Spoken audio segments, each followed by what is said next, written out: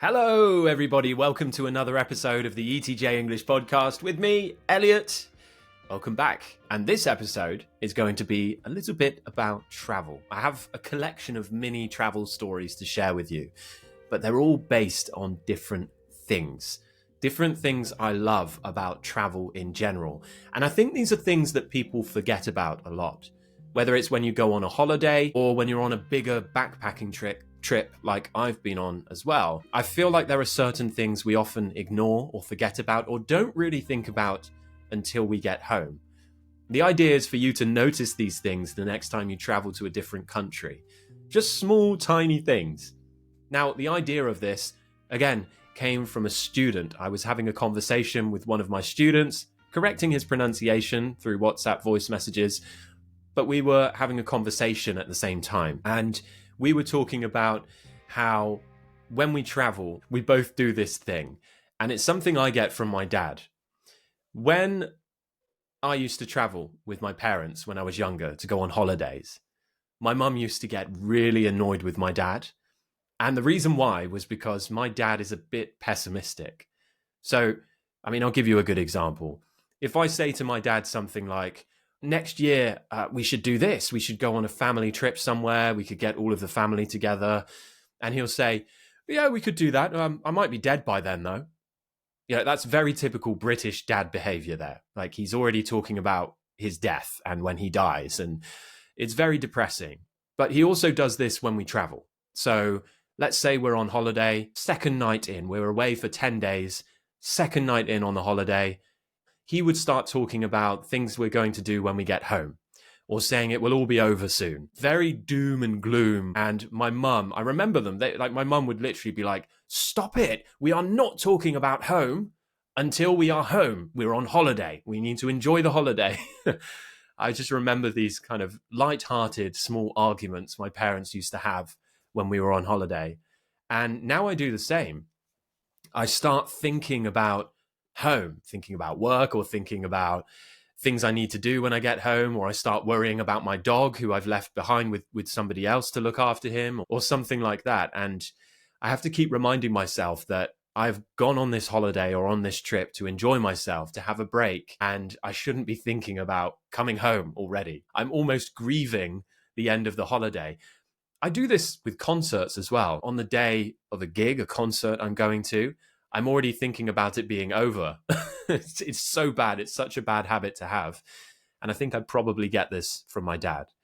Anyway, this conversation eventually led on to something else, which was trying to be more present when we do things. And I know, a weird conversation to have when you're correcting somebody's pronunciation, but I always try to make sure we have real conversations about real things when I'm correcting pronunciation, because this is how you should be practicing, with real life language and real life experiences that you share. The emotion will come out in your intonation, and you'll be using words you'll actually use in your real life, which is the most important thing. So we started talking about these weird, wonderful little things that we really appreciate when we travel, and I actually wrote a bit of a list of some of the things that I wanted to talk about, and I'm going to bring that list up now for me so I can share these things with you. Now, some of these things are a bit weird. I don't know, you might just think, really, is this guy crazy? Why is he talking about this? But for me, they're just small little things that I really appreciate when I travel. So firstly, the moment you step off the plane, and I've experienced this in so many different places, but you're on holiday, you've just arrived in a new place, and there are two ways that you will get off the plane. Everybody needs to get off of the aeroplane, and you feel like sheep, right? Sheep being herded off of the plane. I hate that. Waiting for someone to let you out of your aisle seat. It's so annoying. Anyway, maybe it's been a really long flight if you're from the UK and you're going somewhere nice and hot, somewhere different, with a different climate, somewhere more tropical. And there are two ways you'll get off the plane. You'll either go through the tunnel, which takes you straight to the terminal, or some occasions you might have parked, or the aeroplane might have parked. You haven't parked the aeroplanes. The pilot will have parked the aeroplane in a place that's maybe a bit further away from the terminal. So this is the thing I love. They get the stairs out, right? And you have to go down the stairs and get on a bus usually, which will take you to the airport. Now, the reason I love this is because you get fresh air. You don't go straight into the airport, but you go down the steps and you breathe in that foreign air, that non-English air. And this is the first time you get that hit of, whoa.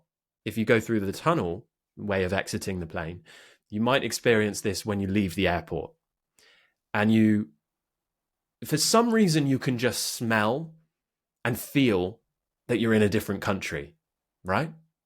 Am I the only one who thinks this? I just feel like, especially if you're from England, where usually we travel when it's quite cold, right? So when we first get on the plane, it's been cold outside, maybe it's been raining, and then we arrive somewhere new and you get off the plane and it's like, whew, humidity, heat. You can feel yourself sweating already. You can smell the warmth in the air and everything just feels different. That's one thing I really love, is that first breath of a new country. And I've had this in so many different places, but there's another thing. It's not just the smell and the feeling, it's the sounds. So there are a number of different sounds you experience when you arrive somewhere new. The first thing, the most notable for me, especially with my job, is the accent or the language. For me, when I was really young, growing up in the UK, you didn't really hear many American accents, for example.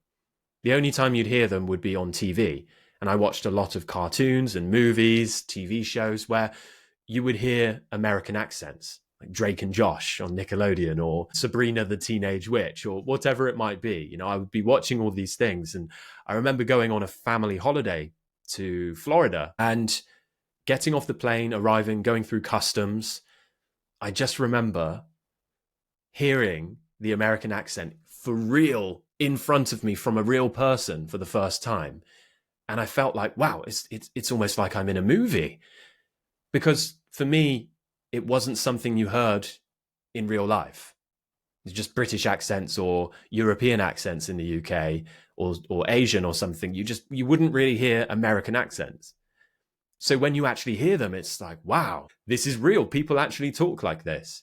I even had the same when I got to Australia, hearing my first good day. You know, that was so exciting. I just loved it. And I love hearing different accents around me. It's such a nice feeling, a nice sound. So yeah, that was something I really, really loved. And I still love today. Also hearing the language. Like when you arrive in Thailand and you hear that tonal language, the ups and downs, the lady saying "Sawadee ka," you know, all of this. I just love hearing those sounds and different things which feel so different. So yeah, that's another thing, is hearing the accent, hearing the voices. And then maybe you look around when you leave the airport or you're in the taxi and you start seeing different foliage. So if you're coming from the UK again and you arrive in a more tropical country, you'll see palm trees. We don't see palm trees here very much. You might be listening from a country where there are palm trees everywhere. For us, we don't really have many. I mean, I have one in my garden. It's hanging on for dear life, desperately trying to stay alive because of our unpredictable weather. It's surviving. It's good. You know, we don't really have palm trees here. And you go somewhere where there are palm trees everywhere, it's something you don't really pay attention to, but some part of your mind is thinking, oh, palm trees. You know, like in the back of your mind, you're thinking this. Banana trees, coconuts. It's just different. And I love that. Of course, I'm talking about traveling to a more, let's say, a warmer country. But the same could apply if you're traveling to a colder country. You might see more of that alpine style tree, like fir trees, Christmas trees, stuff you wouldn't see when you're in a warm country. So it's nice to have that contrast, even if you don't really fully notice it. It's just something cool about it. Then another thing is the traffic, the roads, and things like this. So a story I have for you was, I remember when I first arrived in Vietnam, Hanoi is where I landed. Hanoi, a lovely, lovely place. Hanoi is one of my favorite cities I've been to. But one thing I remember was being so shocked by the roads and the traffic, because in the UK, we have more cars than we do motorbikes on the road. But when you go to somewhere like Vietnam, it's more motorbikes and less cars, or at least in most places. Everybody seems to drive around by motorbike. So the first thing that shocked me was, in Vietnam, you would see people riding motorbikes and there would be I think I remember seeing about 5 people on one motorbike once, and it's bloody wobbling. I don't even know how they survive, how they don't have an accident. But it gets even crazier. I've seen people carry massive piles of scaffolding, like metal poles, on their motorbikes, making it triple the width. Or people carrying big cages or boxes. It's amazing how much the Vietnamese people can fit on their motorbike. It's insane. It's just fair enough. They're obviously very, very skilled. And how they don't get into accidents, because the road systems over there are so crazy. You communicate with your horn, like beeping your horn. So this is another thing. In the UK, you don't really hear car horns. The roads are very quiet. The only time you hear car horns is if somebody really annoys someone. If someone cut me up in the road, I might go beep, but that's it, just one beep. And then maybe, I don't know, give them the finger or something. But, it's only something you do when you need to. But then when you're in not just Vietnam, but other places I've been to, all you hear is horns.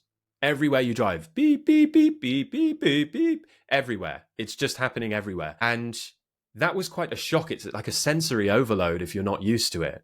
So you'll be in the roads and you'll just hear this beeping everywhere. I used to find it quite therapeutic eventually because it made me feel like I was somewhere different. I remember going to sleep at night in a busy Hanoi or Saigon or Bangkok or wherever, and you're just constantly hearing beeping and road noise and things happening. And that was quite a pleasant experience, weirdly. Some people might find it annoying, but I actually really loved it. It just felt really special. So yeah, that was a different thing. And crossing the road, especially again in Vietnam, was very difficult. You just have to be brave and just walk out. So they don't really have pedestrian crossings. The cars and the bikes just drive around you. So you just have to walk in a straight line and just hope that everybody drives around you. And they're really good at it, to be honest. I mean, it's what they're used to. I always found that quite eventually exciting. To begin with, I was very nervous about crossing the road in busy cities in Vietnam. But eventually you just get used to it. So that was another weird thing. You just have to be brave and you just have to walk out. And that will actually make it easier for the people driving as well. There's nothing worse than you just stopping in the middle of the road when you're walking across. But this also reminds me of something I loved about Australia, pedestrian crossings. In the UK, let's talk about the UK first, we have pedestrian crossings. And that will usually be traffic lights for the cars. And you will stand on the side of the road and there will be a button you can press. The screen will have a red man on it, and that red man will go green when it's time for you to cross. And sometimes it will make a beep, beep, beep, kind of beeping noise to say, you can cross the road now. Of course, for blind people with bad eyesight, or just for people to know if they're not looking at the screen. Then you cross. Easy. In Australia, there's something about the noise those things made. I just miss it so much. It was so you'd press the button and you'd wait, and then the cars would stop, and then suddenly you'd hear this. That noise, it's like one of my favorite noises in the whole world.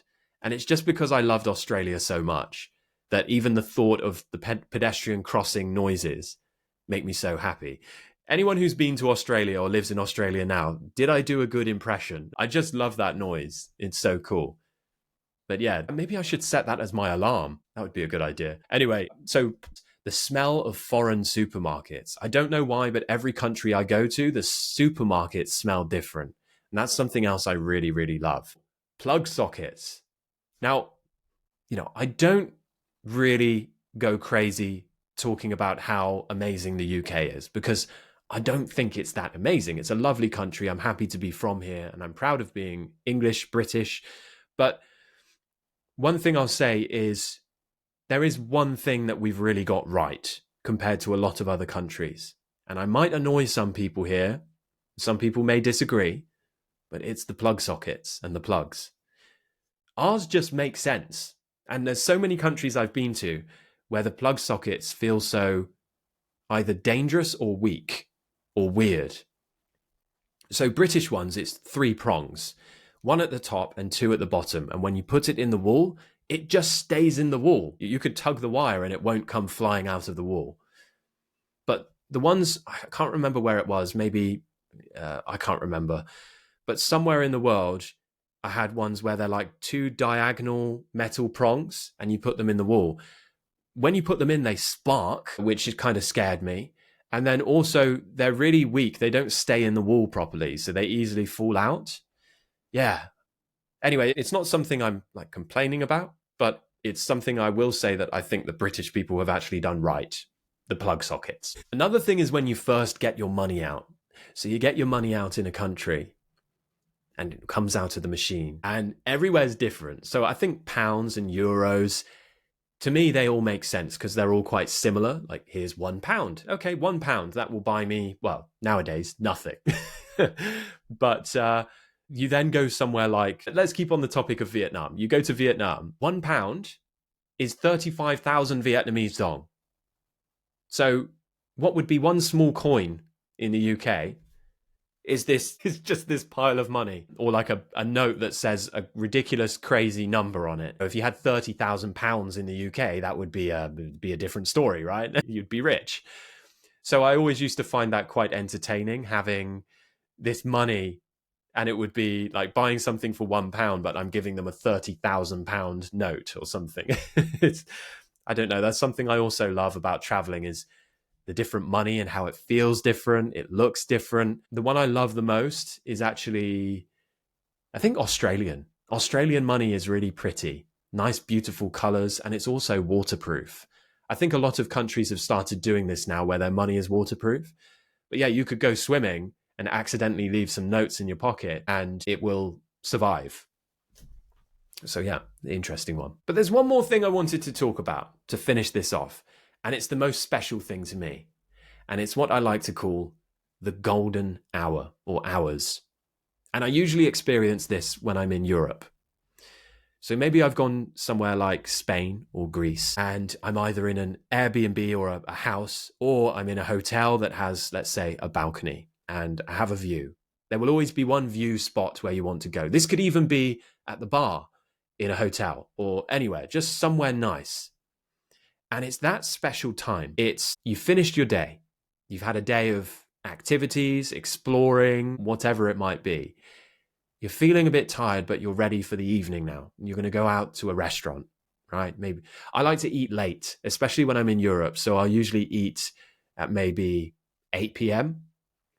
So before that, you have this time, the time where it starts to cool down just slightly, maybe around 6 or 7 p.m. I call it the golden hour because the sun comes to this goldeny color, which eventually turns, as it goes down, it turns into that purple orange color, that beautiful sunset, which I love. I think the reason I love this time of day is because of my family holidays, but I still repeat this now when I travel.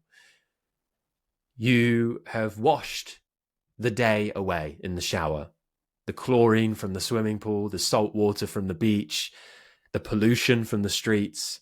Then you go and sit in a place that has a nice view for an hour or 2 hours before you go out for your meal, for your restaurant, at the restaurant. And I like to sit with a beer and some good company, and we just sit and talk. We're all dressed up, ready to go to a restaurant later, have a nice meal, but we're just relaxing, just clearing our minds, talking about the day, talking about life, talking about anything, and just enjoying the sun as it goes down, enjoying a beer or a glass of wine. And it's like you're prepared for the last part of the day. I just love this time of day. It's the color of the sky. It's the feeling of the slight breeze you might have. And then you'll get your taxi into the city, or you'll drive into the city or town or village, and you go and find your restaurant.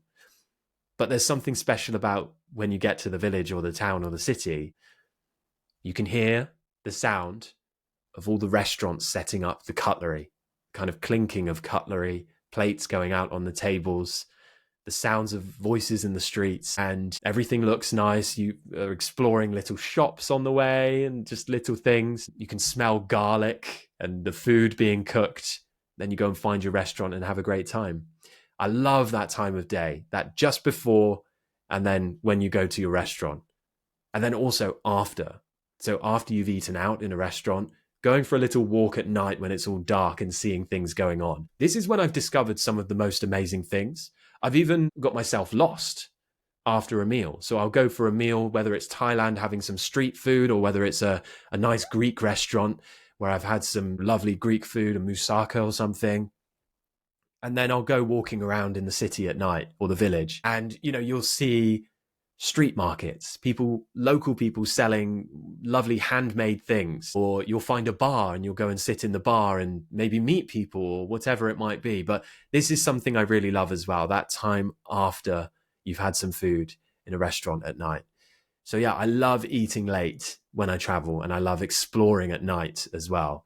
Of course, depends where you are. Some places, and I even mean this about London, you wouldn't want to go traveling around somewhere you don't know late at night. Be careful. I actually have a friend. When he went on a trip to Thailand and he came home, and when I saw him, he had this big cut across his neck. And it was because when he was on Khao San Road, which is the most famous kind of tourist street, he went to an ATM to get some money out. And someone came up behind him with a machete and held it to his neck.